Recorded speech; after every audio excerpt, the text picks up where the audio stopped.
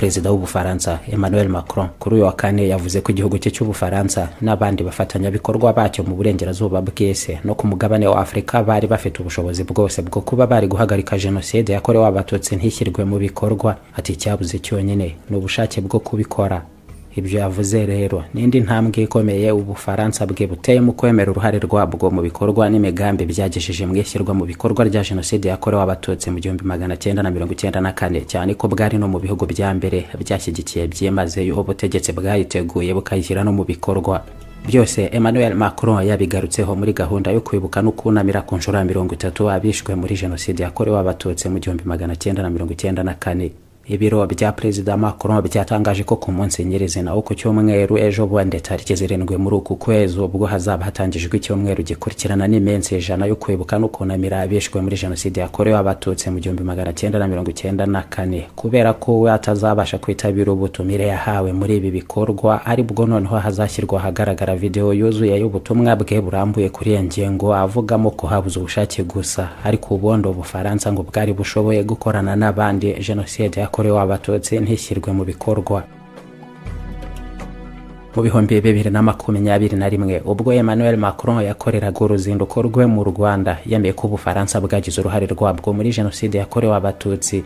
ndetse kugeza ubu bigaragara ko hari ubushake bugaragara Macron yagize mu mikoranire na Perezida Paul Kagame w'u Rwanda mu kongera kunoza imibanire y'ibihugu byombi yagiye ubundi irangwa na byinshi byayikomye mu nkokora, ndetse n'imibanire cyangwa se imikoranire ishingiye kuri za ambasade ikagenda ihagarikwa mu myaka yashize. Ariko bigeze ubu mu myaka 30 yashize jenoside ihagaritswe n'izari ingabo za FPR Inkotanyi, ubu noneho imibanire y'Abafaransa n'Abanyarwanda byinshi byararushijeho kuyoborwa mu nzira y'ubwumvikane n'imikoranire myiza.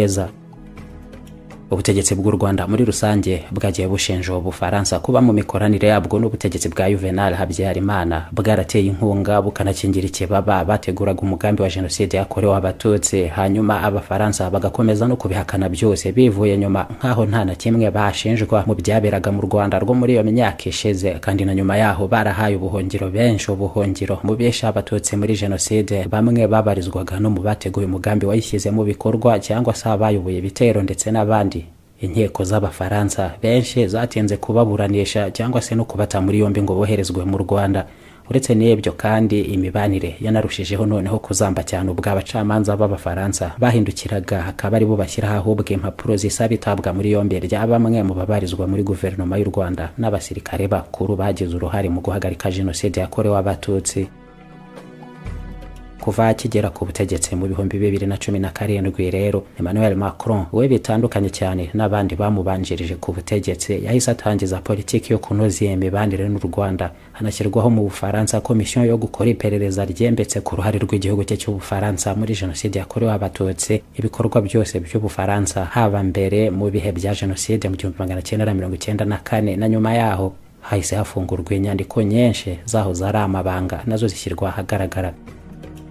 Mu byitezwe kwagarukaho mu butumwa bukubiye muri iyo video ye izashyirwa ahagaragara ejo bundi tariki 7 Mata, harimo ko Macron ashimangira ko mu bihe jenoside yakorewe abatutsi yatangizwaga mu myaka 30 ishize, amahanga muri rusange uhereye mu bihugu byo mu burengerazuba bw'isi no ku mugabane wa Afrika ubwaho hashingiwe ku byagiye biba no mu zindi jenoside zari zarakozwe mbere ahandi, ngo bose nta wahakana rwose ko batari bafite uburyo buhagije bwo kuba bamenya neza ko mu Rwanda naho hategurwaga jenoside yo kurimbura ubwoko bw'abatutsi, uretse n'ubushobozi bwo kubimenya. Kandi Macron akanashimangira ko nubwo gukumira no kuburizamo imigambi yose yayishyize mu bikorwa nabwo bari babufite buhagije, bakabura ubushake gusa bwo kubikora nta kindi. Ngo mu bari ku butegetsi hose muri ibyo bihe nta warinjije cyangwa adafite imyaka ihagije y'ubukure ngo abataraze byakozwe byose kugeza Abayahudi batsembwe muri Holocaust, jenoside bakorewe, cyangwa se Abanya-Armenia.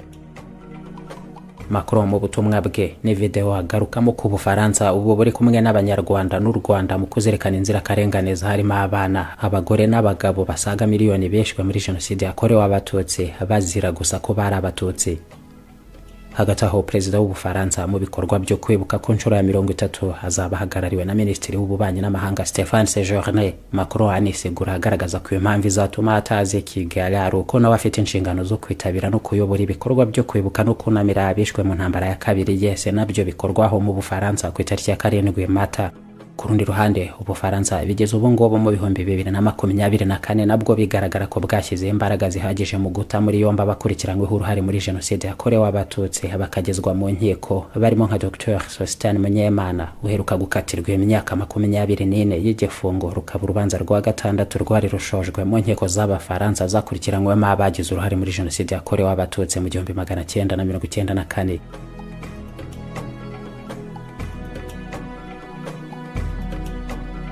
Ku rundi ruhande mu Rwanda hategerejwe nanone benshi mu matsinda y'intumwa z'ibindi bihugu bitandukanye by'amahanga baza kwifatanya n'Abanyarwanda mu kunamira, kuzirikana no kwibuka ku nshuro ya 30 abishwe muri jenoside yakorewe abatutsi mu bikorwa nyirizina bitangizwa ku itariki ya 7 Mata kuri iki cyumweru. Abo barimo n'intumwa z'ubutegetsi bwa Leta Zunze Ubumwe za Amerika ziyobowe n'uwahoze ari perezida w'icyo gihugu Bill Clinton. Leta Zunze Ubumwe za Amerika, igihugu cy'igihangange n'ubwo buhangange bwose cyahoranye no mu bihe byakozwemo jenoside yakorewe abatutsi mu 1994, ntacyo bakoze cyihariye mu kuyihagarika. Bihutiye ahubwo guhungisha abaturage babo bava mu Rwanda n'ahandi mu karere rubarizwamo, nyuma bemera gutanga na miliyoni 500 z'amadolari ngo mu gushakisha uko intambara yarimo irwanwa yahagarikwa ntihagerwe no kubwicanyi bwarimbura imbaga, n'uko icyo gihe Abanyamerika babyese muri ibyo bihe barekeraho. Nyamara hakaba izindi nyandiko zari amabanga zaje kongeraho ko abo Banyamerika amakuru y'umugambi wateguraga jenoside mu Rwanda ngo abatutsi barimburwe ayo yose bari bayafite byuzuye, ngo kuba batabara cyangwa ngo bagire icyo bakora ikomerwe ibyo babisesemo ibirenge, ngo banga no kubijyamo kuko mu mwaka umwe gusa wari wabanje mu 1993 ubutumwa ingabo zabo zoherejwemo mu gihugu cya Somalia bwari bumaze kubagendekera nabi cyane, ngo bakanga ko wenda no mu Rwanda byakwisubiramo akaba ari uko byashoboraga kubagendekera. Nyamara mu cyiswe Black Hawk Down cyahujwe no gutsindwa kwabo muri Somalia, icyo gihe n'abasirikare babo batagera no muri 20 gusa biciweyo, wenda n'ibyo bari bagambiriye ntibyahita bigerwaho. Uyu munsi nyuma y'imyaka 30 ishize, birazwi neza ko nk'ubu ari abasirikare babo bagera mu 2460 bose biciwe muri Afghanistan. Nyamara ntabwo byababujije kuhaguma mu myaka 20 yose bahavana bwo ku bushake bwabo. Muri Iraq naho nabagera mu 5000 mu basirikare babo bahiciwe, ntabwo babuze kwerekezayo, nubwo byombi byahuzwa wenda n'intambara zibareba byako kanya zitwa izabo, ariko no mu mahame mpuzamahanga byari inshingano nanone nk'uko bikiri n'ubu za buri wese gukumira jenoside aho byamenyekana hose, kwitegurwa cyangwa hari ibihakorerwa byayiganishamo. N'uruhare Abanyamerika nabo badashobora kwivanaho kimwe, ariko n'abandi bose basigaye mu mahanga. William Jefferson Clinton bita Bill Clinton, perezida wa 42 wa Leta Zunze Ubumwe za Amerika, rero ni nawe wategekaga icyo gihugu mu 1994 ubwo jenoside yakorewe abatutsi mu Rwanda yashyirwaga mu bikorwa. N'ubutegetsi yagumyeho n'ubundi kugeza mu 2001.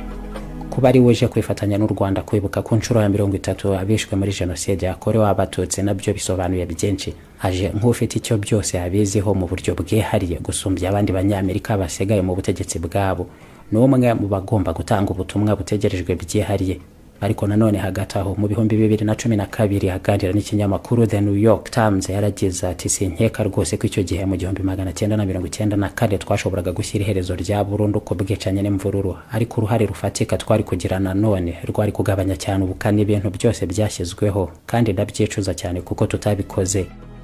Bill Clinton aganira na CNBC mu 2014 ubwo yaragize ati nkeka ko neburiyo duhita twihutira kujya mu Rwanda mu 1994 tuba twaratabaye kimwe cya gatatu cyabishwe muri jenoside. Ibyo kuba tutarabikoze ubwanjye byangizeho ingaruka ntigeze ntandukana nazo. Ni mu gihe nanone nyuma mu 2004 ni nabwo byashimangiwe bwa nyuma neza mu nyandiko nanone zari zaragizwa amabanga byemezwa ko ubutegetsi bwa Bill Clinton muri Leta Zunze Ubumwe za Amerika bwari buzi neza ko ubutegetsi bwa Juvenal Habyarimana mu Rwanda bwari bwararangije gutegura umugambi wa jenoside yakorewe abatutsi, hasigaye ishyirwa mu bikorwa ryayo gusa. Mu bandi benshi bifatanya n'u Rwanda mu kwibuka ku nshuro ya 30 jenoside yakorewe abatutsi, bamwe bazi Kigali abandi babikora mu butumwa butandukanye bakomeza kohereza, harimo na Madame Audrey Azoulay witabira ibi bikorwa aza mu Rwanda, n'umuyobozi mukuru w'ishami rya l'ONU ryita ku burezi, siyansi n'umuco, ari nafite inshingano nanone ku rundi ruhande zo gusigasira amahoro binyuze mu buhahirane n'imibanire y'ibihugu mwese. ubutumwa n'ibiganiro agarukaho we n'ibijyana n'ibyo UNESCO na l'ONU muri rusange bahugiyeho mu gushyira mu bikorwa ingamba zikangurira urubyiruko kwirinda kwishora mu mvururu n'ubwicanyi birimo n'ibyageza muri jenoside. Ni mu gihe kandi hagana mu mpera z'ukwezi kwa 9 mu 2023 aribwo UNESCO yashyize mu murage w'isi inzibutso enye za jenoside yakorewe abatutsi harimo urwa Kigali ku Gisozi, urwa Nyamata mu karere ka Bugesera, urwa Murambi mu karere ka Nyamagabe ndetse n'urwa Bisesero mu karere ka Karongi.